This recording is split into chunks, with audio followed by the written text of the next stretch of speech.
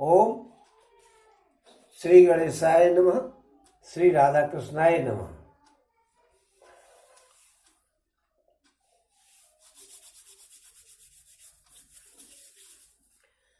ओम श्री गणेशाय नमः। श्री राधा कृष्णाय नमः। अब हम 14वें अध्याय को, कार्तिक महात्म के 14वें अध्याय को पढ़ रहे हैं। ओम बालकल्य बोले कि हे मुनीश्वर हो, इस प्रकार प्रातः काल के समय 14 के दिन स्नान करके भक्ति पूर्वक देवता और पितरों की पूजा करें और उनको प्रणाम करें और दही दूध और घृत से पार्वण श्राद्ध करके बालक और रोगियों को छोड़ करके दिन में भोजन नहीं करें। बालक और रोगी भोजन कर सकते हैं, बाकी लोगों को दिन में भोजन नहीं करना चाहिए। ओम फिर प्रदोष के समय सुंदर लक्ष्मी जी का पूजन करें और अनेक प्रकार के सुंदर वस्त्रों से लक्ष्मी जी का मंडप बनावे, अनेक प्रकार के विचित्र पत्र और पुष्पों से उसे सुंदर सजावे और उसमें लक्ष्मी जी तथा और देवताओं का पूजन करे और देवताओं की स्त्रियों का भी पूजन करे और भक्ति पूर्वक लक्ष्मी आदि के चरणों को दबावे। पूर्व काल में इस दिन विष्णु भगवान ने बलि के कारागृह से सब देवताओं को छुड़ाया था।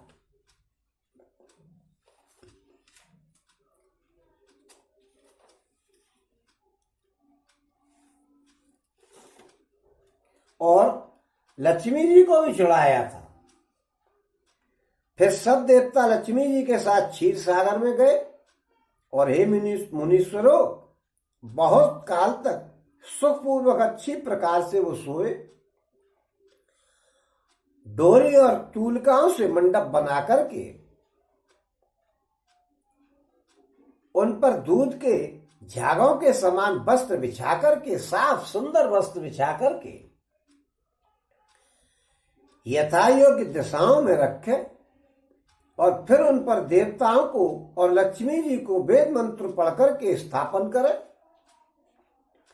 ओम लक्ष्मी जी दैत्य के भय से मुक्त हुई और कमल के भीतर सुख से सोई, इसलिए यहाँ विधि पूर्वक लक्ष्मी जी के प्रसन्नार्थ सुख की सेज बनावे।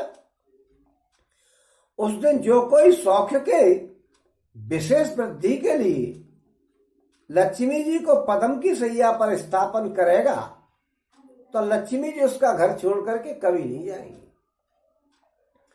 ओम जो मनुष्य इस प्रकार लक्ष्मी जी की सुख सैया बना करके तैयार करता है, वे धन की चिंता से कभी रहित नहीं होते, चिंता से कभी युक्त नहीं होते, धन की चिंता नहीं करते हैं वो कभी।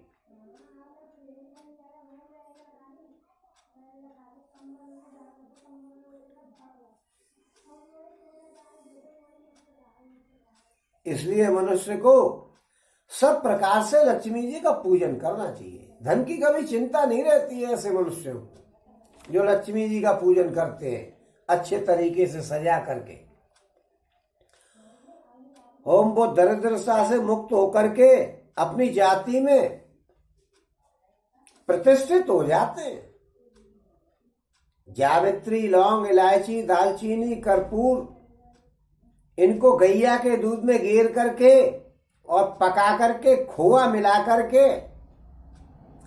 फिर उसके योग्य बूरा मिला करके और लड्डू बनावे, उन्हें लक्ष्मी जी का भोग लगावे और 4 प्रकार के भोज्य पदार्थ जो होते हैं देश काल और उसके अनुसार जो मिल सके सबका लक्ष्मी जी को भोग लगा। 4 प्रकार के जो भोजन होते हैं, भक्ष्य, भोज्य, लेह और चोष, यानी चबा करके खाने वाले, लील करके खाने वाले, चाट करके खाने वाले और चूस करके खाने वाले, 4 प्रकार के भोजन बनावे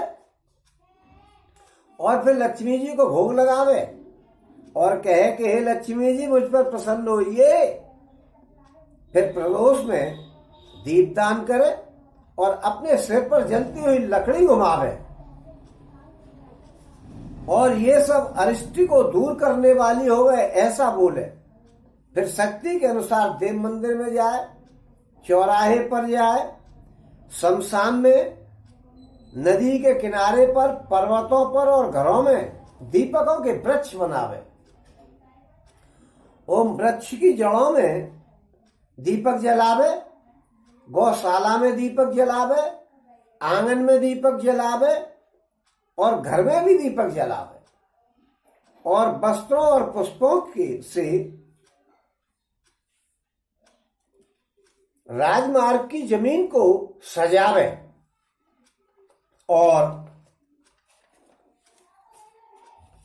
ग्रहों में अनेक प्रकार के पकवान बनावे और फल स्थापन करे, तांबूल लगा करके वहां रखे और राजमार्ग को विशेष करके कमलों से सजावे। ओम जो कमल नहीं हो तो वस्त्रों से ही शोभायमान करे, झंडी वगैरह लगावे, चकाचक तोरण वगैरह लगावे। इस प्रकार प्रदोष में पुर को सजा करके उसके पीछे पहले ब्राह्मणों को भोजन करावे और फिर भूखों को भोजन करावे, फिर आप भोजन करें और आप नवीन वस्त्र अलंकार पहने, दिवाली के दिन नवीन कपड़े पहने और पहन करके लड्डू, पुए, मणे और आदि गुजिया और पूरी, कचौड़ी आदि का भोजन करे। फिर 2 प्रहर पीछे राजा नगर में ढिंढोरा पिटवावे कि आज बलि का राज्य है, लोग इच्छा पूर्वक खेले और राजा ये आज्ञा दे करके कि बालक इच्छा पूर्वक खेले और अनेक प्रकार की सामग्रियों से युक्त उस कीड़ा को देख करके उन बालकों को खिलौने बांटे और शुभ और अशुभ देखे। उनकी जलाई हुई अग्नि में से जो ज्वाला नहीं निकले तो महामारी होगी और भय घोर दुर्भिक्ष होगा और जो बालक रुष्ट हो जाएं तो राजशोक होगा और जो प्रसन्न हो जाएं तो राज्य में सुख होगा। जो बालक युद्ध करे तो ये समझ लो कि राज्यों में युद्ध होगा और जो बालक रोए तो समझ लीजिएगा कि वर्षा से नाश हो जाएगा फसल का। और जो बालक लकड़ी आदि लेकर के कुत्तों पर चढ़े तो राजा की जय होगी और शत्रु के राज्य का नाश कहना चाहिए कि नाश हो जाएगा शत्रु के राज्य का। ओम जो बालक मूत्र चिन्ह को हाथ में लेकर के खेले तो स्त्रियों में व्यभिचार हो जाएगा और जो बालक अन्न और जल को छुपाए तो समझ लीजिएगा कि अकाल पड़ेगा। ये सब शुभ और अशुभ देखे जाने चाहिए। ओम इस प्रकार बालकों के किए हुए काम को जान करके इसका फल देखे कि इस साल क्या होगा, साल भर के पूरे भविष्यवाणी हो जाती है। इस प्रकार और भी लोग फिर सुंदरपुर में सुधा के समान स्वच्छ आंगन में सुंदर दीपक जला करके गीत बाजे वगैरह बजवावे और आपस में प्रीत से मिलकर के प्यार करे, तांबूल खा करके चित्त में प्रसन्न होवे और गुलाल आदि लगावे और मित्र आदि से धोती दुपट्टा आदि सब और सुवर्ण के आभूषण धारण करें। बहुत बढ़िया बढ़िया कपड़े पहने और सुवर्ण के आभूषण पहने दिवाली वाले दिन।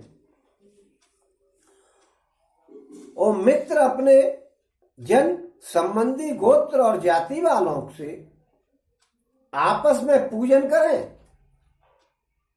और जो जो मन में हो वो बलि के राज्य में सब कुछ करना चाहिए, जो मन में हो सो करे। जीव हिंसा बिल्कुल नहीं करे, सुरापान बिल्कुल नहीं करे, चोरी बिल्कुल नहीं करे, मात्र समागम बिल्कुल नहीं करे। इनको छोड़ करके बलि के राज्य में और जो चाहे सो करे, किसी प्रकार का दोष नहीं है।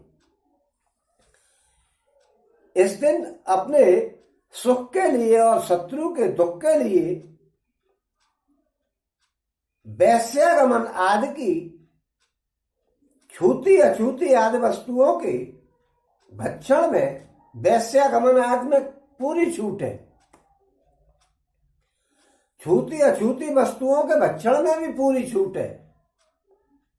आप महिलाओं के संपर्क में आ सकते हैं, पूरी छूट है शास्त्रों के अनुसार। पुस्तक में लिखा हुआ है, 92 साल पुरानी पुस्तक है। शत्रु के दिक के लिए, वैश्यागमन आदि के लिए पूरी छूट है। छूती अछूती वस्तुओं के भक्षण के लिए पूरी छूट है, और दूसरों का वस्त्र पहनने में भी पूरी छूट है। किसी और के वस्त्र पहनने कोई दिक्कत नहीं, वैसे कभी नहीं पहनने चाहिए। और जुआ आदि खेलने में भी कोई दोष नहीं है। इस प्रकार बलि के राज्य में सदा महोत्सव करना चाहिए। हे मुनीश्वरों, जीव हिंसा, सुरापान और जो स्त्री भोग के लायक नहीं हो उसके साथ भोग नहीं करना चाहिए, और चोरी नहीं करनी चाहिए, और विश्वासघात नहीं करना चाहिए। ये 5 बातें छोड़ दी। बलि के राज्य में नरक के ये सब 5 द्वार हैं। कौन कौन से? जीव हिंसा, सुरापान, जो स्त्री भोग के योग्य न हो उसके साथ भोग करना, चोरी करना और विश्वासघात करना। ये 5 नरक के द्वार हैं। इनको बलि के राज्य में नहीं करें। फिर अर्धरात्रि के समय राजा आप नगर में जाए और नगर की सुंदरता को देखें। अब आजकल राजा नहीं देखें तो कम से कम हम लोगों को, सबको देखना चाहिए। नगर की सुंदरता, यानी गांव में घूमना चाहिए, शहर में घूमना चाहिए। और फिर तुरई का बड़ा शब्द होता जाए, और लालटेन साथ में होवे कि बाई चांस लाइट चली गई तो टॉर्च वगैरह साथ में होवे। पुराने समय की बात है, लालटेन का विशेष जमाना था उस समय पे। ऐसा कोई घर होता नहीं था जिसमें लालटेन नहीं होती थी। और जिनके यहाँ पैसों की व्यवस्था भंग होती थी, उनके यहाँ लालटेन की भी व्यवस्था नहीं होती थी, क्योंकि गरीबाई पहले बहुत थी। और फिर घर की शोभा करके घुड़सवारी करे और मनुष्यों की कीड़ा आदि देखे, और बलि के राज्य का आनंद देख करके अपने घर लौट करके आवे, शहर में घूमने जाए। ओम, जब ऐसे रात्रि बीत जाए और निद्रा के कारण आधे नेत्र मनुष्यों के बंद होने लगे, तब नगर के नर नारी सूप को नगाड़े की भांति बजाते हुए और बड़े प्रसन्न होते हुए अपने घर के आंगन से अलक्ष्मी को निकालें। और जो दूसरे दिन 2 घड़ी भी रात्रि को अमावस्या हो, तो पहले दिन की छोड़ करके दूसरे दिन की रात्रि ही सुखदायी होती है। और सूप को नगाड़े की तरह बजाते हुए घर में से महिलाएं लाएं और ये कहें कि भाग दलिद्दर आई लक्ष्मी, भाग दलिद्दर आई लक्ष्मी, भाग दलिद्दर आई लक्ष्मी। ये कहती हुई सूप को बजाते हुए दरवाजे तक ले जाएं और उस सूप को घूरे पर ही रखे आए। ये मंत्र जरा ध्यान रखें कि भाग दलिद्दर आई लक्ष्मी, भाग दलिद्दर आई लक्ष्मी, और दलिद्दर को घर से निकाल दें। ये सब बड़ी बूढ़ियां करा करती थी। आजकल की महिलाओं को कुछ तो ध्यान होगा ही। ओम, जो मनुष्य अवैष्णव हो या वैष्णव हो, बलि के राज्य के उत्सव को सभी करें। और जो नहीं करते हैं उनके धर्म बेकार हो जाते हैं, इसमें कोई संशय नहीं है। और यहाँ पे आकर के श्री संत कुमार संहिता नाम कार्तिक महात्म्य 14वां अध्याय। बोलो श्री कृष्ण भगवान की जय, बोलो श्री कृष्ण भगवान की जय, बोलो श्री कृष्ण भगवान की जय। मैं जो पुरानी कहावत बता दूं, पौराणिक कथा कि नरक चतुर्दशी के दिन दीपक क्यों जलाया जाता है। इस दिन तो राम जी जीत करके आए ही थे, इसलिए दीपावली मनाई जाती है। और नरक चतुर्दशी के दिन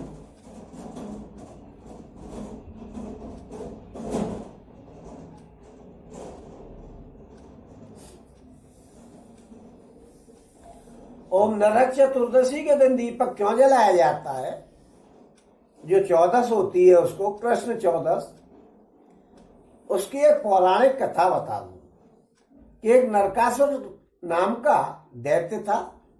उसने 16,000 कन्याओं के साथ जबरदस्ती विवाह कर लिया था और वो उनको बहुत परेशान करता था। और विवाह करके उसने उनको कैद कर रखा था, अपने जेल खाने में बंद कर दिया था और उनको बहुत परेशान करा करता था। जबरदस्ती शादी कर ली थी उनके साथ। वो लड़कियां जो है बहुत दुखी थी, लेकिन उसके अत्याचारों को मजबूरी में वो सहन करती थी।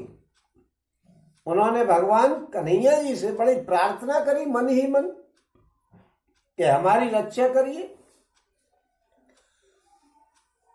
तब नरकासुर को कन्हैया जी ने इसी चतुर्दशी के दिन मार दिया था और उन कन्याओं को उसकी कैद से छुड़ा लिया था। जब कन्याओं ने यह देखा कि हमसे कोई दुनिया में शादी नहीं करेगा, क्योंकि इस नरकासुर के यहां हमने अपना जीवन बिताया है और इसने हमसे जबरदस्ती शादी कर ली है, तो उन्होंने आत्महत्या करने का विचार बना लिया था। और आत्महत्या के कारण करने की वजह से भगवान कन्हैया जी ने उनको रोका कि भाई आप आत्महत्या न करें और मैं आपको पति के रूप में अपना नाम दिए देता हूं। दुनिया करे आपसे विवाह नहीं करे, मैं आपको अपना नाम दे देता हूं। इस प्रकार उनको नाम दे दिया अपना पति के रूप में। उन महिलाओं ने इस बात से प्रसन्न होकर के उस दिन सबने दीपक जलाए और जभी से दीपक जलाने का विधान कहा गया है। और एक कहानी और है इसकी कि जो रंती देव जी थे, वो रंती देव जी बड़े भारी धार्मिक प्रवृत्ति के आदमी थे।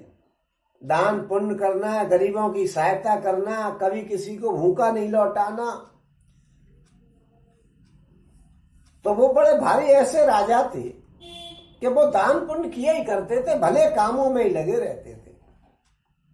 लेकिन उनकी कोई ज्यादा उम्र नहीं थी, तो उनको यम के दूत लेने के लिए आ गए।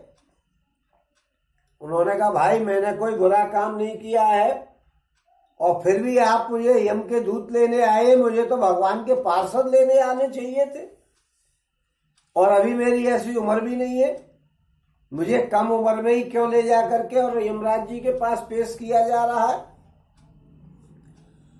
तो यम के दूतों ने बताया चित्रगुप्त से पूछ करके कि तुम्हारे दरवाजे से एक ब्राह्मण भूखा लौट गया था एक बार, और आप बनते हो कि हम बहुत धार्मिक हैं, और वो ब्राह्मण भूखा लौट गया था उसके दोष से, और आपकी जल्दी मृत्यु करी जा रही है